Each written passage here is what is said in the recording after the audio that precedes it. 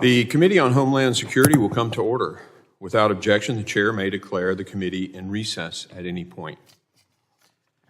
The purpose of this hearing is to receive testimony on the Biden-Harris border policies and how they have undermined the safety and security of America. I'd now like to formally introduce our great panel of witnesses. Aaron Heitke served as an agent with the United States Border Patrol for over 25 years before retiring in July of 2023. During his time with the Border Patrol, he was stationed in Arizona, Minnesota, Maine, Washington, D.C., Montana, North Dakota, and California. He held multiple positions to include Patrol Agent in Charge, Associate Chief and Deputy Chief Patrol Agent, before finishing his career as Chief Patrol Agent of Grand Forks Sector and San Diego Sector. Mr. Heitke earned a Bachelor of Science degree in Criminology from the University of Minnesota at Duluth and a Juris Doctorate degree from the University of North Dakota School of Law. I thank all our witnesses for being here today, and I now recognize Mr. Heitke for 5 minutes to summarize his opening statement. Mr. Chairman, distinguished members, thank you for this opportunity. The only true consequence we have to slow down and discourage people from coming into the United States illegally is sending them back to their country of origin. Throughout the first 3+ years of this administration, I saw a steady decrease in the countries we could send people back to.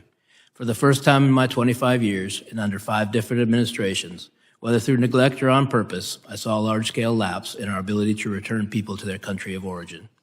The inability to send people home meant that most people being arrested for illegal entry would either have to be detained or released. The current administration, however, from day one, made a point of decreasing the amount of detention space available nationwide. Immigration and Customs Enforcement's funding for detention has steadily been cut and private detention eliminated. The fact that so many illegal aliens are being released into the United States spread worldwide very quickly. As this happened, the numbers the Border Patrol encountered illegally crossing the border increased exponentially. The impact to me and my agents were significant. Sectors were ordered to take in and process all the illegal aliens encountered on the border. The Border Patrol saw groups of hundreds and thousands coming into the United States and turning themselves in. These numbers pulled 80, 90, sometimes 100% of the agents on duty away from the border. Border Patrol zones across Texas, Arizona, and California had no agent presence for weeks and months at a time. Those who did not want to be caught could simply walk in. We have no idea who and what entered our country over this time. Throughout 2022 and 23, I sent agents to Texas and Arizona to count gotaways. Those sectors could not even put enough agents in the field to see what they'd missed. Simultaneously, in San Diego, we had an exponential increase in significant interest aliens. These are aliens with significant ties to terrorism. Prior to this administration, the San Diego sector averaged 10 to 15 SIA arrests per year. Once word was out the border was far easier to cross, San Diego went to over 100 SIAs in 2022, well over that in 2023, and even more than that registered this year. These are only the ones we caught.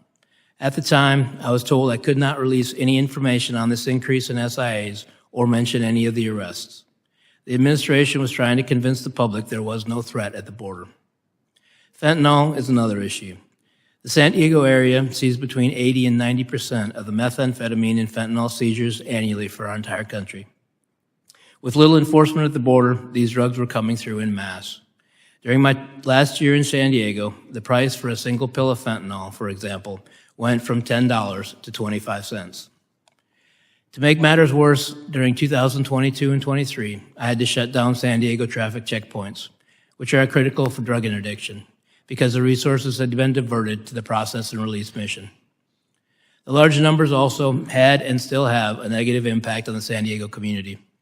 I had to release illegal aliens by the hundreds each day into communities who could not support them. To quiet the problem, 2 flights a week were provided from San Diego to Texas. These flights simply brought aliens that would have been released in San Diego over to Texas. Each flight cost approximately $150,000. This was the administration's way to try and quiet the border-wide crisis.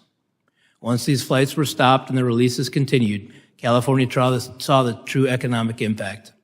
I received calls from the governor's office, local mayors, and hospital administrators asking me if we could keep injured aliens in custody so the federal government would pay the medical bills. Through pressure from the administration, my headquarters became more interested in the fiction that being portrayed in the media and not at all concerned with reality. Each time we asked for help in dealing with a new issue, it fell on deaf ears. At times in San Diego, we had 2,000 or more aliens sitting in between the fences asking to turn themselves in. I was told to move them out of sight of the media. Meanwhile, Border Patrol agents are continually forgotten and neglected by the media and this administration. These agents deal with death, women and children that have been raped, abused, trafficked, bought and sold, families that have spent months in terrible conditions, sickness, and despair. If you look at the dramatic rise in the number of suicides within the Border Patrol, it is directly correlated with the migrant surge. The agents have been pushed beyond their limit, and this has greatly impacted their physical and mental health. While current numbers of aliens crossing our border are lower in comparison in recent months, there's a reason for this. After nearly 4 years, this administration finally started to ask Mexico for help in slowing down the traffic through their country. This and other actions make a difference, but why has it taken so long? All of these tactics were being used before this administration took office, but this administration stopped or greatly limited them. I'm also concerned this will not be maintained. The problems we are facing at the border have solutions.